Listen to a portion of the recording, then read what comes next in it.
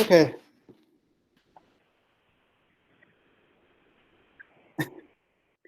This, let's see, where do we start? So here we're talking about this. We were talking about the small intestine, and there were three parts to it, but really only one part of that we need to know, and that's the duodenum or duodenum, and it has finger-like projections, which are called villi. And you see there's a lot of blood supply in here, and that so here's villi, and then the cells themselves have their own kind of villi on them called microvilli. So there's villi, microvilli, and circular folds. The intestines are folded in such a way that it forces the chyme to go in a circular pattern.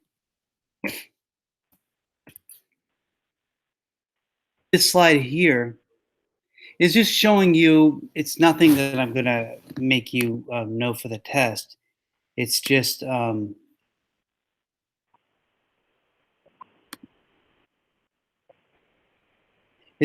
you different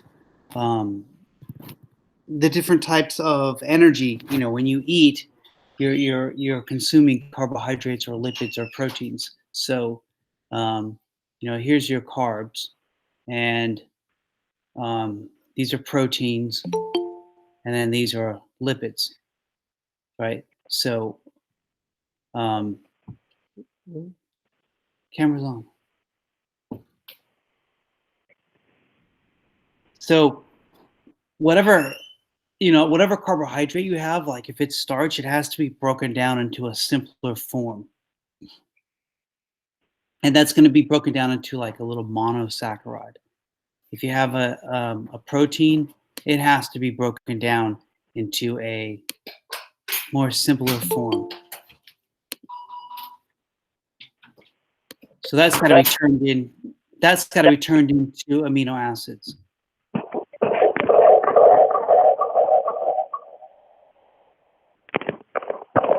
I see you guys are on mute.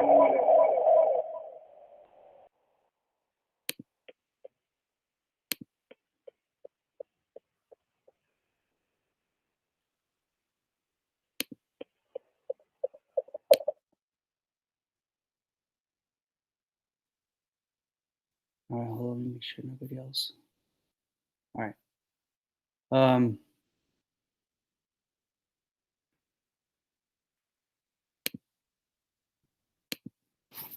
right.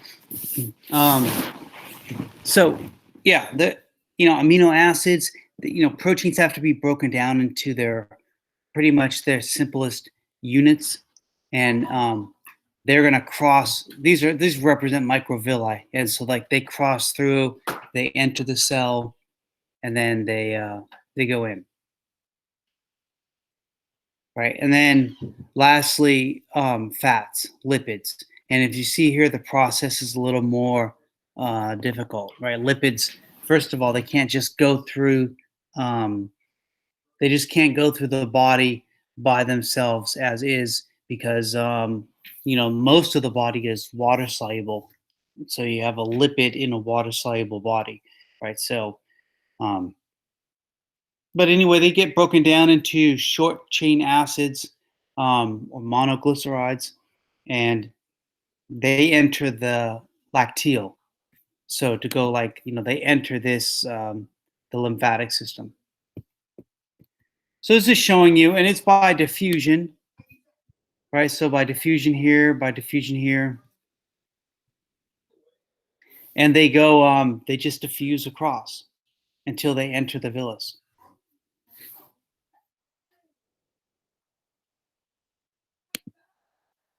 This slide is just showing you how much liquid, like you produce a liter of saliva a day.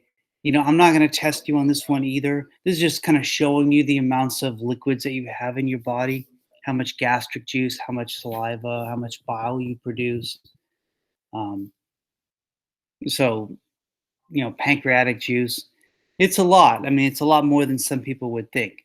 If you think your pancreas is producing an entire 2-liter bottle of liquid, I mean, it's a lot of liquid. All right, but here's kind of okay, so the main point of the small intestine was this is where chemical breakdown happens, and most importantly, this is where absorption happens. The point of the large intestine was to reclaim water. Somewhere around 90% of the water um, is taken back in the intestine.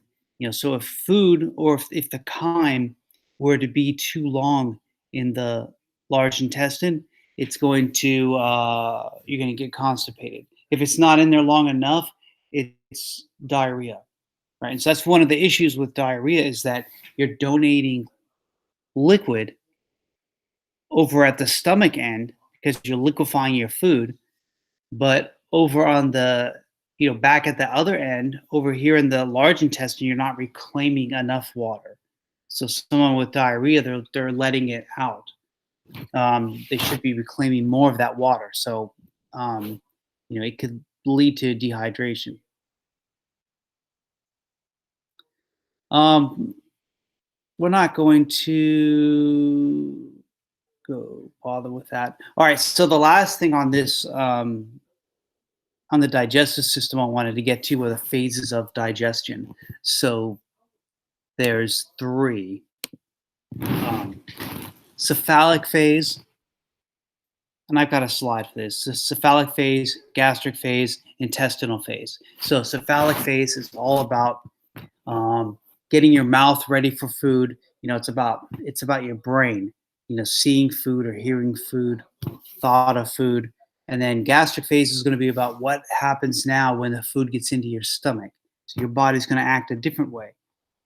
And there's like a different type of thinking that your body has. And then the food is going to move into the intestine. So then things are also going to change. Things get different.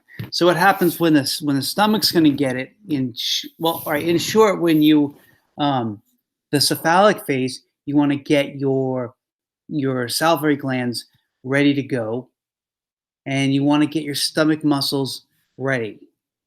And so that's kind of what's happening. Your brain sending signals to your salivary glands, your brain sending signals to your um, muscles in your stomach. Sometimes you might notice that if you smell something, you start to get hungry. It's not a coincidence. It's your muscles in your stomach. There's no food in it, but the muscles are being activated. So all the smooth muscle is contracting, even though there's no food in it. That's because you smelled food. You started thinking about eating a steak or whatever it is. The gastric phase is about the stomach trying to get rid of the food, right? So when the stomach gets the food, it wants to send it out to the intestine. And so um, it's trying to relax this pyloric valve here. So it's trying to get rid of food. It's trying to speed it up. The intestine's doing the opposite. When the intestine gets the food, it's trying to slow things down. So there's kind of like a battle going on between the stomach and the intestine. The stomach wants to keep moving things through. The intestine wants to hold on to what it has, and it wants to shut the stomach down and make the stomach wait a little bit. So this is the cephalic phase to break it down, right? And so, your brain stem's getting activated. Just the seeing food or smelling food, thinking about food, that activates the brainstem. And so it's the facial if you remember your like 12 cranial nerves, the facial nerve and the glossopharyngeal nerve, or you could call them cranial nerve 7 and cranial nerve 9. Those two cranial nerves are going. So the facial nerve, it goes like all here to the face, right? But some of them go here to the side, right? So the facial nerve is coming here, and the glossopharyngeal is going down here, and they're stimulating your salivary glands. The vagus nerve, the one we've been talking about most of the time, the one that goes to the heart and to the lungs, it also goes down to the stomach. So the vagus nerve, or cranial nerve 10, is going down to stimulate the gastric glands, right? So there's muscle there. There's you know, you're going to start making more gastric juice in preparation for receiving food. So that's essentially what happens in the cephalic phase.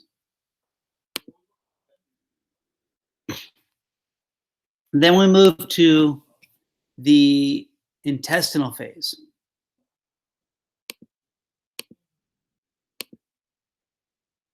Or I'm sorry, we move to the gastric phase. Shouldn't have said intestinal. Then we move to the gastric phase, so the food's in the stomach. All right, so you've got these receptors in your stomach. Chemoreceptors, stretch receptors. The chemoreceptors are looking for anything that's going to make the stomach less acidic. So whenever food enters your stomach, your pH moves up from like 2 to 2.3, 2.4, right? The food starts to buffer the acidity of the stomach and raise the pH. That's going to trigger the chemoreceptors. The stretch receptors is kind of obvious, right? The fact that you have food in your stomach distends the stomach. And it's going to activate the stretch receptors. Those are all going up to the brainstem. And so that's going to activate the enteric nervous system. That's what ENS stands for. So enteric nervous system. That's the nervous system that controls the food. So if you remember, there is a myenteric plexus and a submucosal plexus, like in your GI tract. That's what we're talking about. So you're activating the myenteric plexus. So you're activating the stomach muscles, and then you're activating glands to produce more gastric juice. Right, and so there's also hormones being secreted here, and gastrin is one of the hormones that that's produced, and it causes what's called gastric emptying, or it causes the pyloric sphincter to relax, and it causes food to move from the stomach into the small intestine. So we call that like gastric emptying. So you might notice, for example, after you drink coffee, for those of you that drink coffee, that you have to go to the bathroom after. That's because coffee triggers the release of gastrin. So then when there's nothing else stretching the receptors or activating the chemoreceptors, then it's all over. Then your stomach stops going through the gastric phase. So when the pH goes below 2, or the stretching stops, right? So the pH of the stomach is anywhere from like 1.8 to around 2. So that's the gastric phase, and that's what's in this. That's what this one's saying as well. So it's talking about the stretch receptors and the chemoreceptors getting activated, and then you want to relax this pyloric valve or pyloric sphincter, and you want to increase motility. So you want these muscles in the stomach to start working more, right? We're not just going to sit there. So we're going to make a lot of gastric juice and put it in here. We're going to move the muscles around, and we're going to open this pyloric valve and start putting stuff into the small intestine. So when food enters the small intestine, we get into the intestinal phase. Right? So now there's different receptors that are in the duodenum. And when those get distended, when those stretch receptors get activated, it causes what we call an enterogastric reflex. Right? So the stretch receptors, they're sending a signal up to the brainstem. By the brainstem, I'm talking about the medulla oblongata whenever I'm mentioning brainstem. So they're sending a signal up to the brainstem, and they want to inhibit the stimulation going to the stomach. So here you notice I'm saying parasympathetic, right? Because parasympathetic is all the stimulation here. When we talked about the heart, we talked about sympathetic stimulation, making the heart beat faster. Here we're talking about parasympathetic stimulation because that's making that's all about rest and digest. So anything that you're gonna do when you're more relaxed, for example, having to pee, that's parasympathetic stimulation. Right? So anyway, you want to stop that because the stomach, there's parasympathetic stimulation. There's like nerves firing to the stomach that's making the stomach like do gastric emptying and move the food around. And so the intestine is trying to shut that down because it already has food. The stomach gave it food. It doesn't want more food. It needs to process the food that the stomach gave it. And actually, how much food that the stomach gives to the small intestine, only about 2 to 3 milliliters at a time. And so a good kind of like a good like amount to keep in your head is 5 milliliters. 5 mils is about a teaspoon. So less than a teaspoon at a time. That's all the stomach is going to give to the small intestine. Because the stomach, the small intestine needs to, one, process that food. I mean, what's the whole job of the small intestine? It's to absorb food. You want to absorb all the good stuff out of the food. So you need to slow down and take your time with it. Second, that stuff's acidic. So you don't want to dump the stuff from the stomach into the intestine. So as soon as the intestine gets some food in there, it starts to try to shut the stomach down and get it to stop emptying. So the stomach's sending signals to the brainstem saying, yeah, let's go. Let me push this food out. The intestine is sending signals up to the brainstem saying the opposite. So the gastric phase, we have gastrin. Gastrin is going to encourage gastric emptying. These are two other hormones that are going to do the opposite. CCK, which stands for cholecystokinin, but we just call it CCK. CCK and secretin. These are two hormones that they do kind of like they're kind of working against gastrin. They're antagonist to gastrin. So CCK and secretin are pretty much going to do the same thing. They're going to encourage the release of pancreatic juice. So they want to increase secretions from the pancreas, and they want to so when you have those, let me show you the tubes. Hold on real quick. So we were looking at so you've got these different tubes, right? You got a tube coming from the pancreas, you have a tube coming from the liver and the gallbladder, and then look down here, there's sphincters here. Like there's a ring of muscles right there, and you can close that thing off or you can open it. So usually when there's no food in your small intestine, it's actually closed off. So this is like the opening. This is the opening to these tubes. So it's usually closed off. They call it the hepatopancreatic ampulla. So CCK and secretin are going to open up this tube. So they're going to tell the pancreas, make all your juices, open this up to let everything flow through.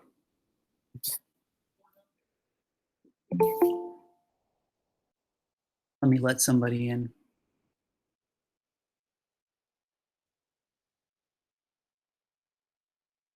So As you see, they're doing it for different reasons.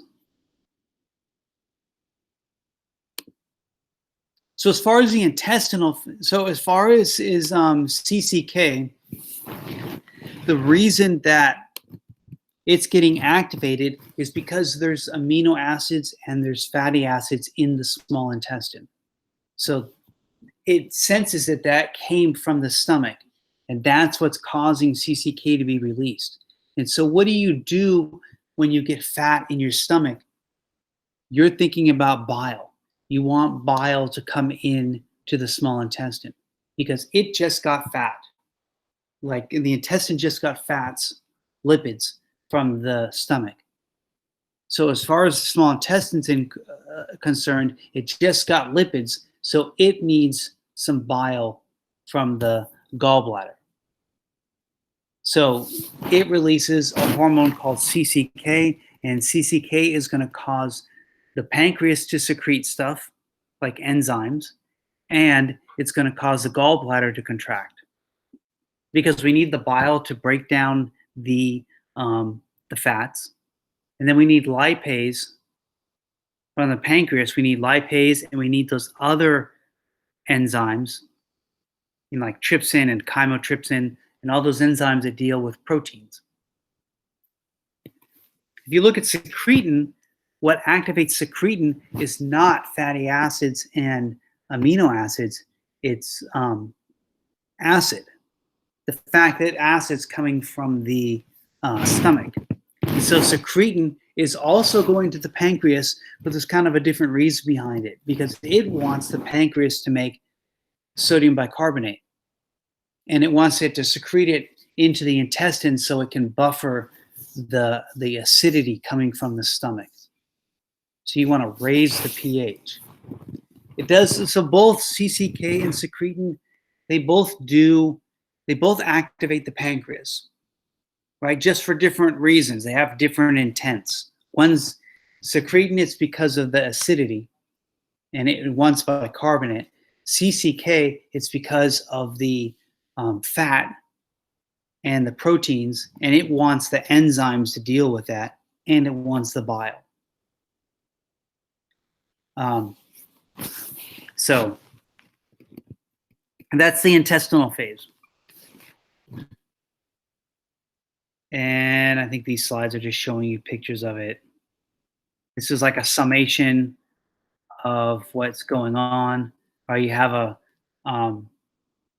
parasympathetic stimulation going on, and then you have secretin and CCK. Yeah. Yeah. Good question. That on the common bile duct, when they do a ERCP, like when somebody has a gallstone and they trying to get it out of the common bile duct, they'll give them glucagon is common, just to kind of try to open it up so they can get their little scope in there, so that's where you might use all of this stuff. Glucagon. So that's what they'll tell you, ask you to give a small dose of it, like half cc, quarter cc of it. And so what's the problem, first of all, that this is blocked here? Stone blocked in that common bile duct. Like you see how you got all three ducts coming in to that one spot, and then duodenum. Right. And so you have a cystic duct, and then we have hepatic duct. And it's hopefully they can stop them from having to have a gallbladder removed. They can get this stone out, but if they can't, then they got to have the surgery. But it's a lot nicer if you could go in this way and just take it out, of this common bile duct and not have to have, be cut open, And so if they can't, then what are they going to, if they can't get it out, then what are they going to do? They're going to have to do intraoperative cholangiogram and the gallbladder, maybe, in surgery, do a laparoscopic gallbladder removal. And then they may have to do that, actually do a cholangiogram and try to get it out in surgery. So what they seem, and I don't know because I'm not doing any of this obviously, but what they seem to be doing is nowadays is like they're cutting out a lot more than they used to, even though they've got like better tools to get in here and clear this out. But that's just kind of a feeling that I have that a lot of doctors will just go in here and clip this and take out the gallbladder. Right, right. Right. I mean, the pain is pretty much like a heart attack, when people have it, and a lot of people just don't want to have that happen again. You know how that goes. Yeah. But, sometimes maybe you could just wait it out and change your diet, is another option. So we talk about like for pains going on in the stomach, sometimes where it's located can give you an idea. So usually like with people, I would tell people like just make a finger, now okay, point. Just put your finger on the place where you're feeling the pain. And it's not it's just to give you like a kind of an idea, right? So maybe going to the right side in the upper quadrant, maybe that could be gallbladder pain. And then often people feel it back in their shoulder blade because Right, it's referral pain. And right, then pain in the middle could be the pancreas. And then pain on the left could be the stomach, because the stomach's really more on the left side of your body. The pancreas, it's kind of around your body, but you feel it more in the middle. And then the gallbladder you might feel more over on the right side. But I don't know. In a hospital, it might be different. yeah, like right under the ribs on the right side is usually common, for the pain, and into the But back. I know those people will often feel it back in their shoulder blade as well. Yes, yes, that referred pain stuff. Yeah. So pain's not like for you guys, pain's not always pain. It's like a really tricky thing because I mean that goes back to the nervous systems. It follows certain.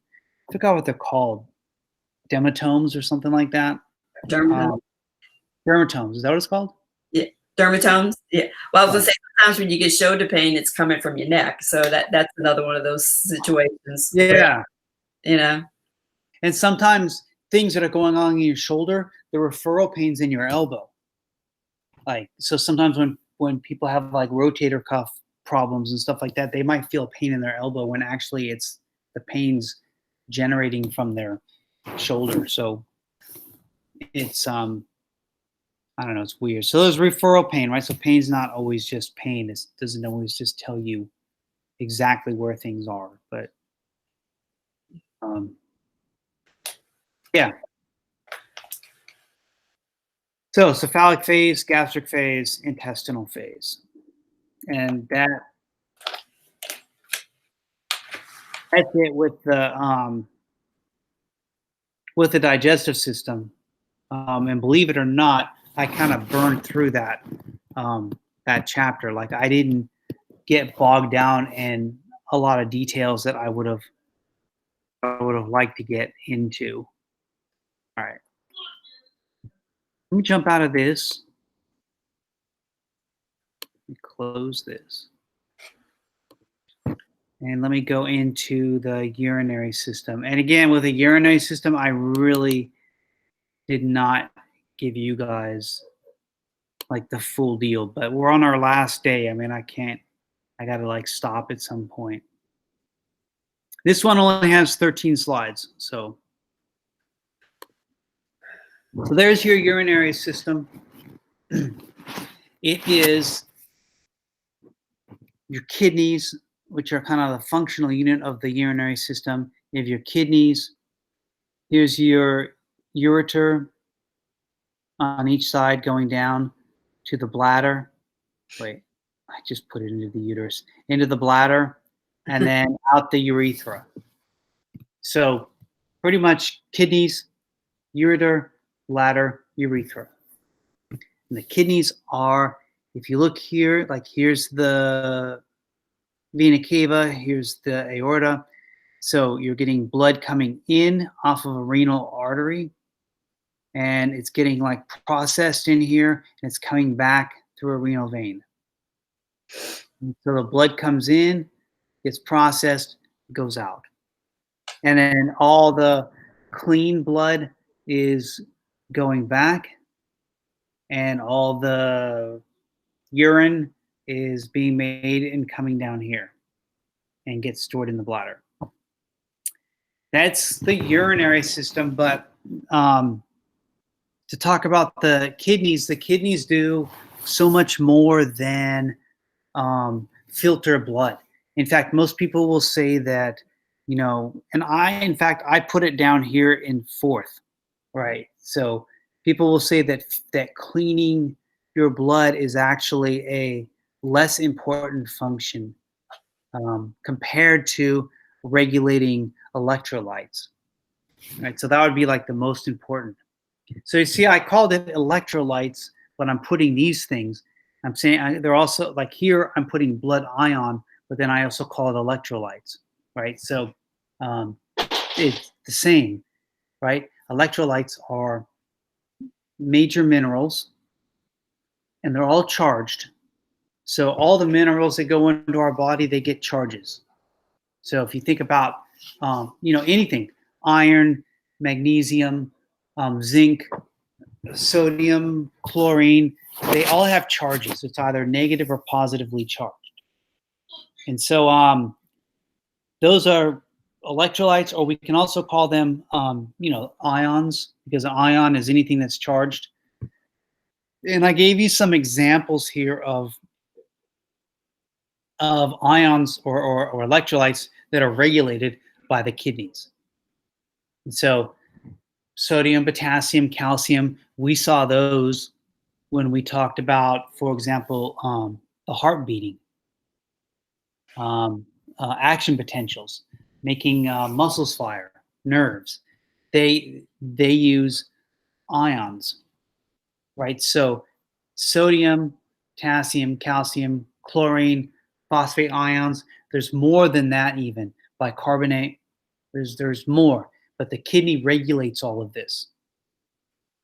So that's kind of the most important job, because if your electrolytes get too messed up inside your body, then you're in a lot of trouble. And we keep these electrolytes like they're in like two different compartments. They're inside cells or they're outside of cells, intracellular, extracellular. And you'll start to learn which ones tend to want to be inside of cells and which ones want to be outside of cells. But anyway, the kidneys regulate electrolytes. They also regulate the pH of your blood. So this H plus, that's a proton. So the kidney has the ability to get rid of protons or to keep protons. The more protons you keep, that's going to make your blood more acidic. If you pee out protons, that will help make your blood less acidic, more alkaline. So that's one thing. You can mess with protons.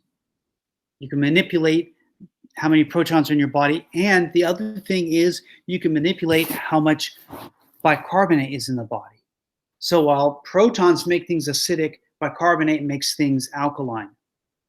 So your kidney has some ability to make bicarbonate. So you can manipulate levels of bicarbonate and protons in your body. And by that way, you can regulate the pH of the blood. So your body has two mechanisms to regulate pH. One is the kidneys, the other one's breathing. When your body's too acidic, you breathe out more carbon dioxide. And then blood volume regulation, right? When the kidneys are making the urine, it decides how much water it wants to add to the urine. So adding more water or adding less water, that's going to influence your blood volume. And then I put fourth, excretion of wastes. I mean, that's really the reason that the main reason you're going in to like get dialysis and stuff. But these are the functions, and there's more functions of kidneys. I just put kind of like the top four. This is a kidney. So I'm not going to test you on any of the anatomy. on the test because we just don't have time to get into it. So it's just kind of a crash course here. But there's the kidney. It's a capsule, cortex, medulla, just like the adrenal gland, just like lymph nodes. It follows the same kind of pattern, right? But you see the blood coming in here. So the blood coming in here, and the blood's going out this way. So blood's coming in, blood's going out. The main part of this kidney that is doing the work is the nephron. And they've only showed you one nephron here, but this yellow part up here is the nephron. So this blood supply is getting smaller and smaller. Wait, I have a slide. Yeah. This blood supply, as you see, it's going around the nephron. So if you follow this artery, this vein, it's going. Have I been saying? All right, I think I've been getting it reversed. But anyway, the blood supply is going right up to the nephron, right? So here in yellow, that's one of the nephrons, and then you see how there's blood around it. There's this blood right here going in, right in this ball, which we call the glomerulus, and then you see blood around all these tubes. Right, so the function of the kidney is the nephron, and this thing's filled with nephrons. They only put, they just put one here just to kind of show you, but that's what's making the urine. The nephron is what's regulating different ions. It's what's regulating the amount of sodium in your body. It's all the nephron. So this is just kind of, and you do not have to memorize this because we don't have enough time, but this is the flow of blood, right? And, you know, it segments and then it arcs, right? It segments and then it goes to different lobes and then it arcs, right? And so if you follow it, it's like that. Renal artery, it segments, then it goes to interlobar, it goes to different lobes, and then it arcs, and then interlobular. Once it's in the lobe, it like spreads out again. These three here are the only three that we're going to see like in another slide: afferent, glomerular, and efferent. Really let this person in. If you remember the difference between afferent and efferent is going in, efferent is exiting.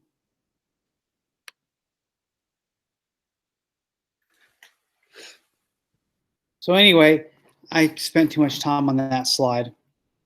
This is just another photo of it.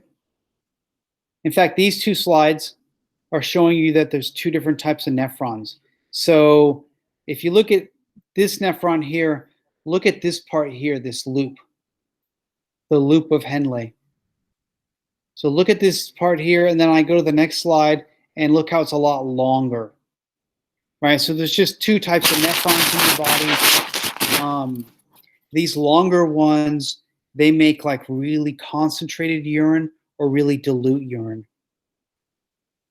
They call them juxtamedullary nephrons, and they call these cortical nephrons. We don't have time really to get into it. But what you do notice is that, so let's look at the different parts of the nephron here.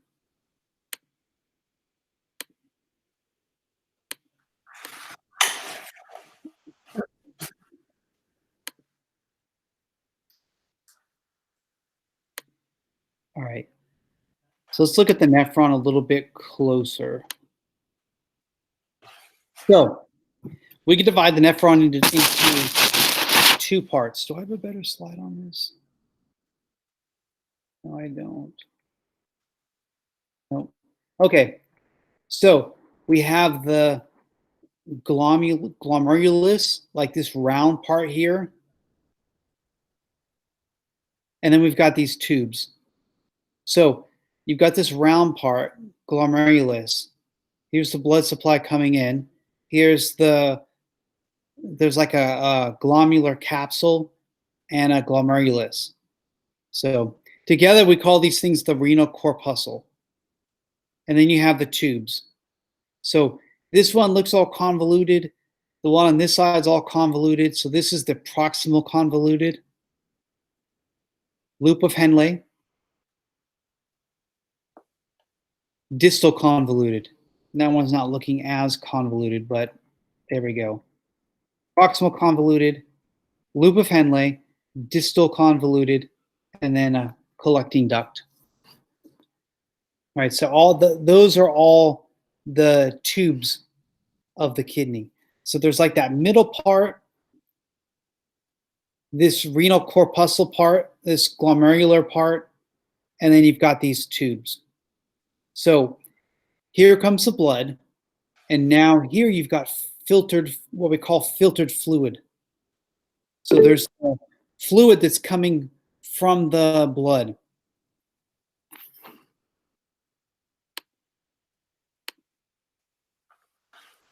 Can you guys hear me? I want to make sure I'm not covering my mic.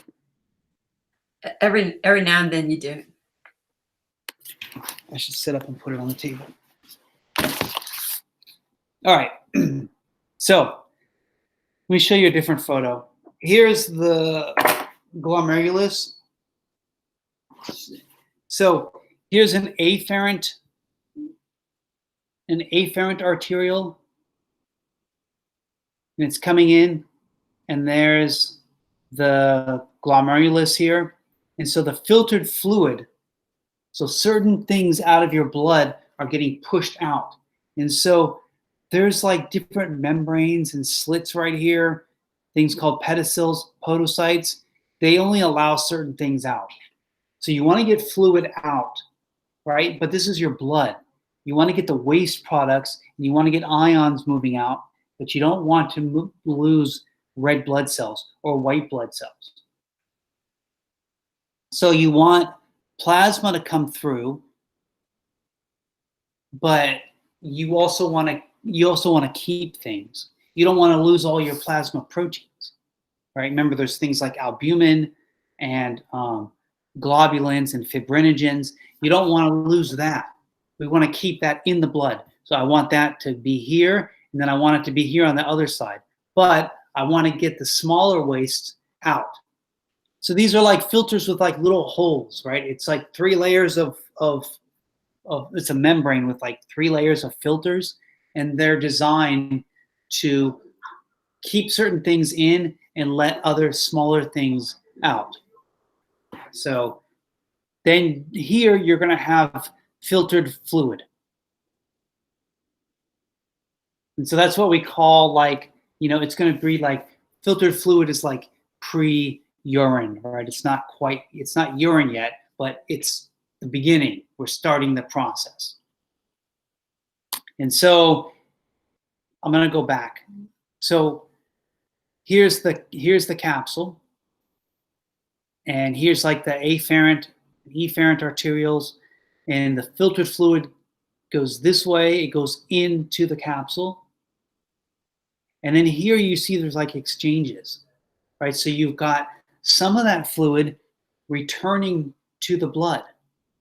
And then later on, you see that some more fluid is going back from the blood to the renal tube again. So there's like exchanges going on in this tube. Like, look in this tube. So you have one filtered fluid. It's ending up here. But as it's going through, there's exchange back and forth.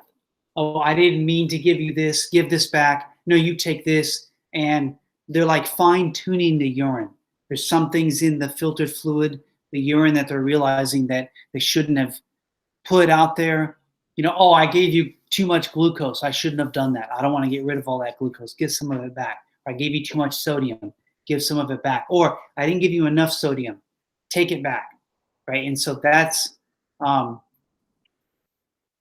of these other stages. So you have filtration fluid made, filtrate. It goes into the nephron. Then you have reabsorption, meaning that the blood's going to take some of that back.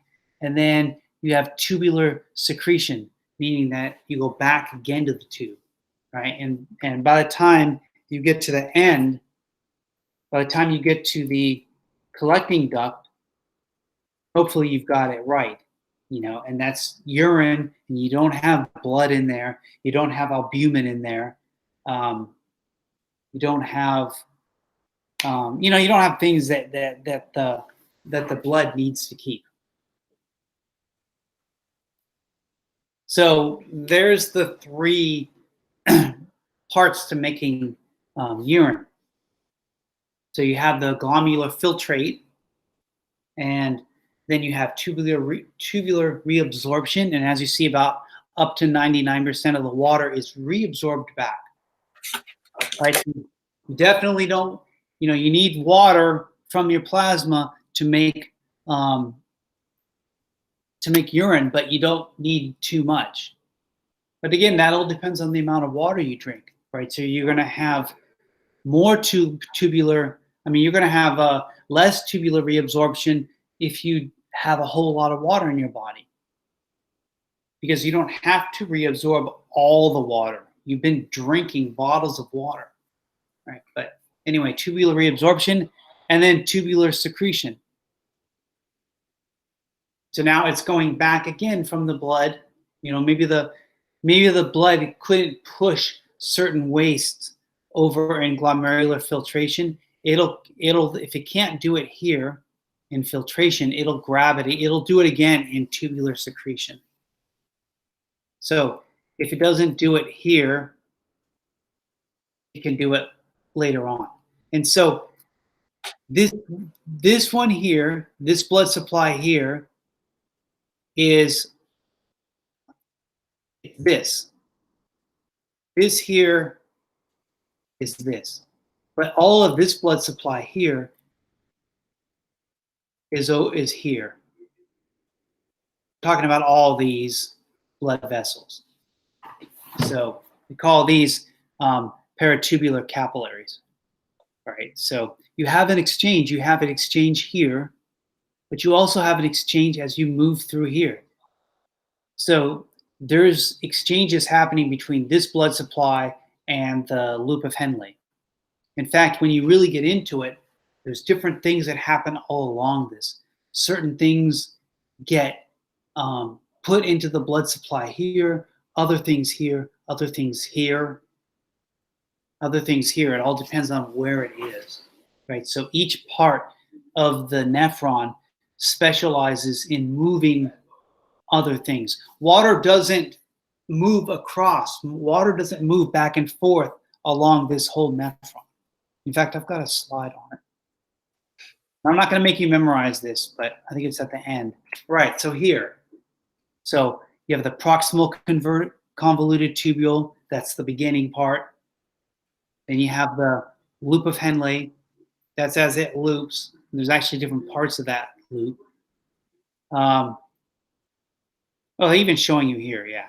Distal convoluted tubule, and then the collecting duct. And you see different things are getting moved across. And we, like I was saying, we don't have time for any of this. But if you just kind of look up here, you see some stuff. You see water, sodium, potassium, glucose, chlorine, amino acids, bicarbonate.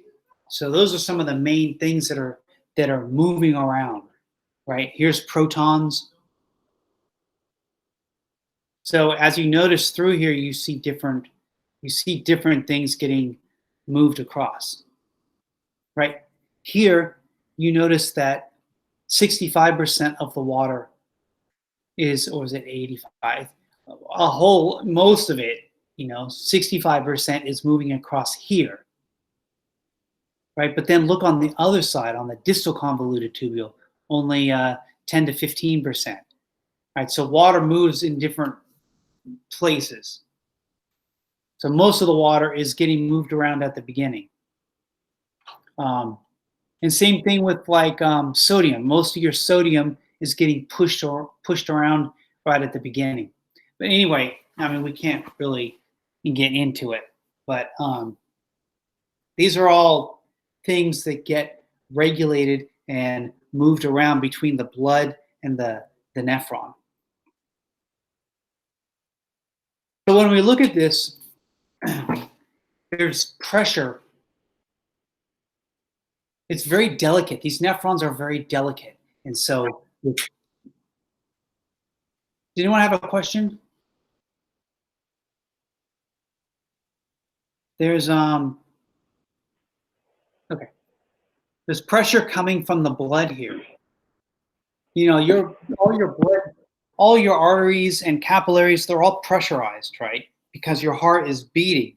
The ventricle's contracting, that's pressurizing your blood.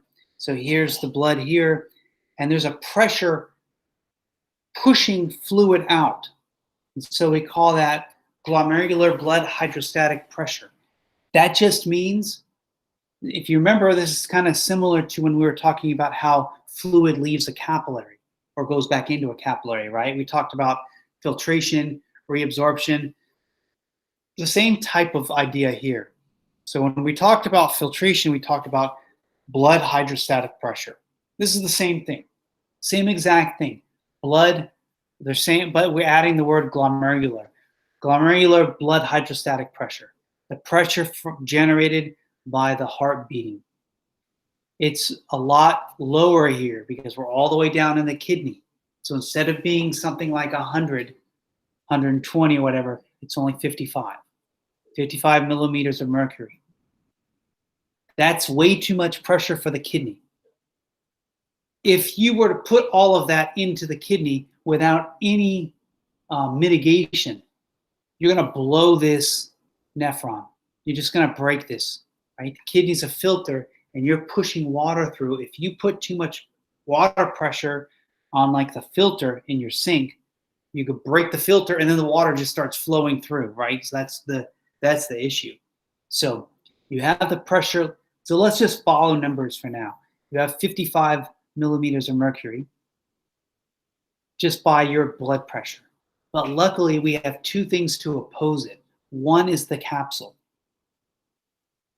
So busting through the capsule, as the fluid goes through the capsule, that takes off 15, so you subtract 15 millimeters of mercury of pressure.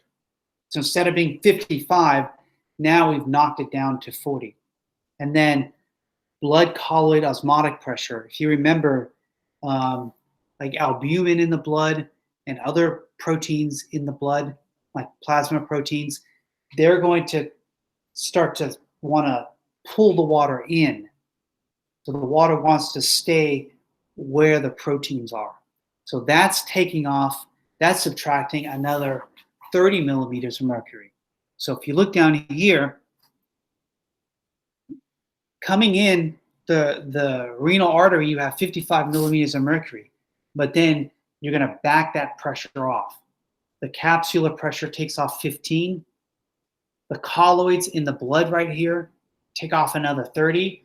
And so really what you end up with is 10 millimeters of mercury in the, and that's what this slide, no, that's what that slide is. You end up with 10 millimeters of mercury as the pressure for the nephron. And that's good. The nephrons are these little tiny things and very delicate, and 10 millimeters of mercury is a good pressure. It could go up to 12, it could go up to 15. It's not going to do well at 20. So you start raising that pressure to 20, 25, 30, you're going to start, you do that for a while and you're going to break the nephrons. So that's the problem with high blood pressure, because this capsular pressure, number 2, that's fixed for the most part. The blood colloid osmotic pressure, it's more or less fixed, let's say in general. But if you have high blood pressure, so your blood pressure is supposed to be, let's say, 120 over 80, and your blood pressure is like 150 over, 150 over 95, right? So now instead of having like instead of having like 55 come into here, you're going to have like 75 going in there. So that's too much pressure. So that's the danger with high blood pressure. The danger is that you're going to blow out your kidneys. That's the first problem, right? So that's the immediate concern. So all the blood pressure medication, things like ACE inhibitors, beta blockers, diuretics, they're built to make you dehydrated. You know, you're actually dehydrated. You're peeing out more than you should. You're running your everyday life a little bit dehydrated, right? But that's a better problem than having too much pressure go into here. So you blow out your kidneys, and then that's it. You're on dialysis. So I've got, this is my last slide. Does anyone have any questions before I go to this last slide? How am I with time? Oh. So that worked out fine. I wish I could give you so much more on electrolytes. There's a whole lecture on fluids. It's actually, I mean, I guess it's all important, isn't it? But I mean, you're really going to, you know, renal function is something you're definitely, if you're going into nursing, you're definitely going to come across it a lot. Like, I didn't give it to you enough at all. But so I just picked a few electrolytes. I picked 3 because I just wanted to fit it onto one slide. But there's more. You know, we consider bicarbonate, even though it's not technically electrolyte, but like bicarbonate and phosphorus and calcium, they're all electrolytes. But here I just picked kind of the top 3. So sodium, I put here the sodium is the main extracellular cation. So what does that mean? Cations, if you remember from biology, are positively charged. Anions, here's the word anion. Anions are negatively charged. And then extracellular means the fluid outside the cell, right? So there's either fluid in our cells or there's fluid outside of our cells. Out of all the positively charged things, out of all the cations that hang out outside of our cells, the main one you're going to find is sodium. So sodium is extracellular. It's almost always hanging out outside cells. Potassium is almost always hanging out inside cells. So if you look down at potassium, it's saying it's the main intracellular cation, meaning that it's the main positively charged things inside the cell. Sodium is the main positively charged things outside of cells. So sodium, if you remember, it makes the heartbeat. It causes that action potential. It's used as a hormone. It's used to move water around the body because wherever you have sodium, water is going to follow. The same thing with potassium, by the way. So very important jobs, and sodium does some other things. Here I put like a lab level. So this would be like an expected laboratory level. Now that's just a number, right? So a few things about numbers. Some other people might say 138 to 146.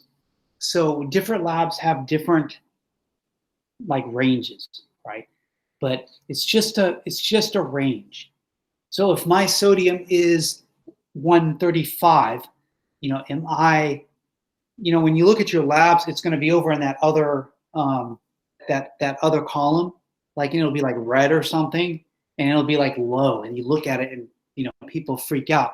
My sodium's 135. My sodium's 134. Okay, so what? You know, go get some French fries. I mean, it's not, you know, being a little bit out of whack is not a big deal. This is just a range. It's just a suggestion. You need to look at everything else. Okay, well, what's up with potassium? What's up with, then I'm going to look at albumin or creatinine or something. So, you know, you want to look at a bunch of things. Numbers are they're just numbers. But I would like you to have a rough idea of where you should be. So if you don't want to memorize this number and you just want to kind of come somewhere in the middle and say somewhere around 140 milliequivalents per liter, that's what that stands for. It would be nice if you kind of knew. Why not? So that's the lab level for sodium, somewhere around 140. And the MEQ stands for milliequivalents, which we're not going into, but you'll learn it later. Chloride, chlorine, main extracellular anion, it's used in the production of stomach acid. So all stomach acid is, it's hydrogen and chlorine. And what happens is that when they split apart, when the hydrogen and the chlorine break apart, the chlorine is always an anion. That means it's negatively charged. So the chlorine part leaves, it's negatively charged. It's going to take the electron from the hydrogen. So the hydrogen becomes what? A proton, H plus. Right? So it's going to be, when they break apart, it's going to be Cl minus H plus. H plus is a proton. The more that we put in something, the more acidic it is. So chlorine's a very important component in stomach acid. Potassium, right, so anyway, chlorine is about 100 milliequivalents per liter. Potassium works a little bit differently, and it's got a little bit of a different number. And again, there's different opinions on this, but somewhere around 3.5 to 5 millimoles per liter. Are we really concerned, like practically speaking, or do you care about millimoles, milliequivalents? No, you're just looking at numbers, right? Somewhere around 3.5 to 5, right? Potassium will be the most likely one that you would see off. So, in fact, I put the wrong word here. I was going to ask you that. I always know, because I wrote this last night, well, this morning, like at 2 in the morning.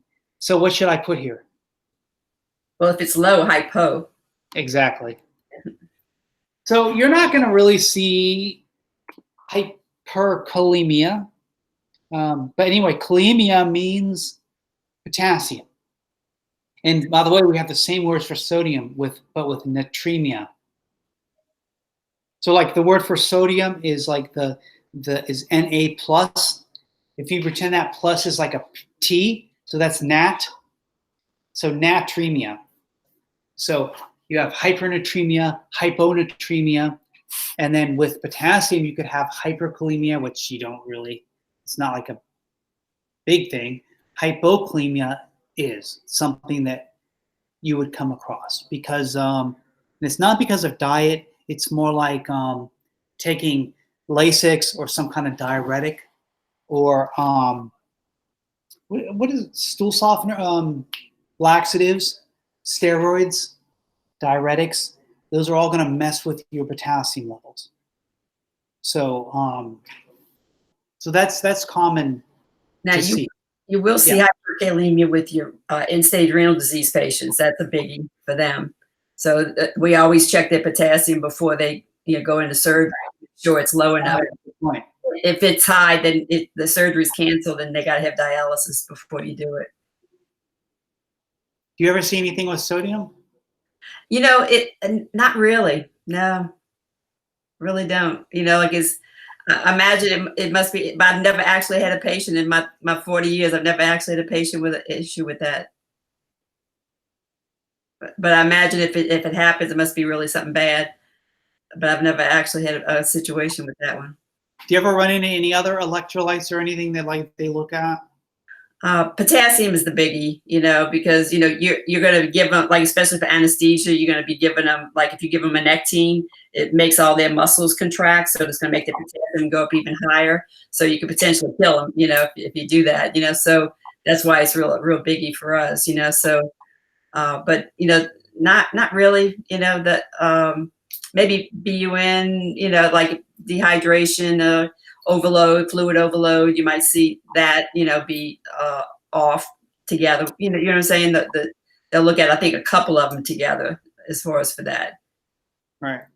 Yeah. But, so it's then potassium, if you have too much or too little potassium, that's going to mess with muscle contractions, and in particular your heart, right? So too little potassium will make your heart like fibrillation. Right. Arrhythmias, and then you'll have cardiac Yeah. arrest with it the other way. Yeah, what you have cardiac what? Arrest, where it just stops. Right. So that's what they use to for people on death row. Potassium chloride, right? The potassium. Right. And so that's usually Now pharmacists won't even put potassium in our carts because it's such a big deal, you know. So if anytime you need to have a potassium rider for some reason, it has to be mixed up at pharmacy. The pharmacist has to actually do it because, you know, I guess probably they've had some people make mistakes with taking a whole amp of potassium, you know, and that can kill. Yeah. Well, up there at in Hammond, someone died. It was a while ago now, like 10 years ago, but someone died for that exact reason. Like they missed it all the way down the line. They missed it. They messed it up in pharmacy, and then no one caught it after. And I mean, you got to go through a lot of channels before that happens, you know, and just shows you how no matter how many channels you have, you can still make a mistake, you know. I had a situation at Charity where they put Pronestal in the Pabulon spot, which is, you know, Pabulon we'd use for long cases like for open hearts and stuff. And Pronestal, of course, if you gave 10 cc's of Pronestal and not even diluted it, you would kill a person, you know. And it was the same vial, 10 cc's with the same pink top. It looked, you know, the names almost look the same when you look at the generics. And I like to freaked out when I saw it because I always like check 3 times when I take it out. You know, when I get ready to draw it up, and before I throw it away, I check one more time. And sometimes that third time you go, you know, that kind of stuff. But I when I saw that, I just freaked out because I said, oh my God, you know, and I've only had like 3 times where I had a medicine that was like potentially a really bad situation, you know, and that was one of them. That was a big deal. You know, my wife gave too much Coumadin one time. Or is it heparin? It's the heparin for the babies. Because you got different doses, you know, and that's another one that, you know, we got to watch because sometimes the little pharmacy techs will put the wrong dosage of in there. So you got to make sure they put the right Narcan dose because we that's what did. She 0.04, which is a big difference, you know. And then wrong, like seriously wrong, and it costs, you know, that infant had to stay in the hospital like many more days because of it. And she still talks about it today. That was back in 2007. And she still talks about it today. She still brings it up sometimes because it was just like traumatic. And it was just like, I bet you're going to make mistakes. I mean, they do make mistakes. That happened to one of my nurses at my hospital. He was a first-time nurse just coming on the floor, and he accidentally gave too much heparin, and they had to bring the patient down to the ICU.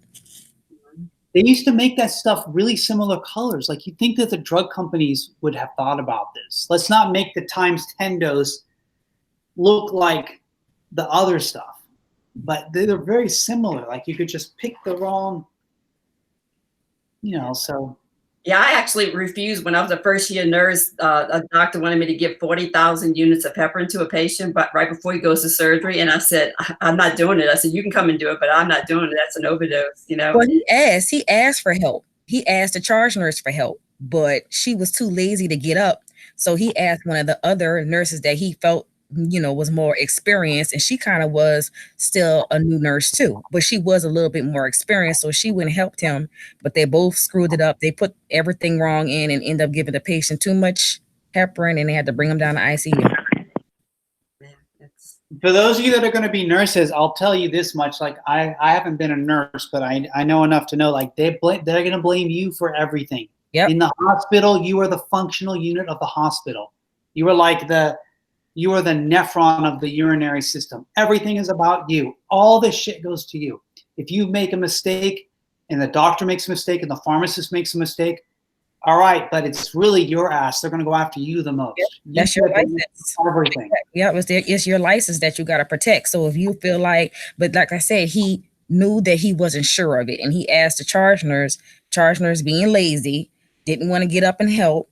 and he asked somebody else, and that would happen. And I just say, as a nurse, like from what I've seen, the reason that they make, well, anyone in a hospital makes mistakes is two things: math and drama. Mm-hmm. Get your math correct. Stay out of drama. Stop Right. going to the nursing station talking about who's sleeping with you and who's being bitchy, and then you're taking all that drama to the room. Right. We're not even going to the room like you should be going. And So you got so much other stuff on your mind. yeah. You gotta be focused. That's where I've seen the mistakes happen. It's not people that- The pharmacist and say, hey, you know, this drug was in the wrong spot. You know, that could potentially be a real big problem. And they usually pretty astute to try to correct those situations, you know, but let them know I caught it. Now you take care of your department to make sure that don't happen again. The pharmacist is relying on the tech, even though they're not supposed to, but they are. Oh, the tech will catch it. You know, she's really good. And then the, you know, nursing's relying on the pharmacy, they got something built in, you know, and like everyone's relying on someone else to catch these things. And that's how things sometimes don't get. Yeah, when they sign off, they always want, like, you know, 2 or 3 other nurses to help sign off on things, but we all make mistakes. Right. Or something else that happens is like I'll bring someone in and I think they have pneumonia. So I'll just tell the doctor, yeah, this patient's got pneumonia, or I'll tell the nurse, right? And they write it down as pneumonia. And then that becomes what they have. It just keeps going up and down the line. Well, because I said pneumonia, the nurse says pneumonia, then the doctor's going to say pneumonia, and everyone's saying pneumonia where it wasn't at all that. You know, it's weird, you know? Pneumonia rule out. But, you know, that's why they got the Pyxis system, because when you just put a bunch of drugs in a little spot, anybody can throw it in the wrong spot, you know, so this way you're defending your pharmacist, you know, but they put it in the right spot. And so if you get it and it's in the wrong spot, then you can say they did it, you know? So, I mean, it becomes like, you know, who do you blame? You know,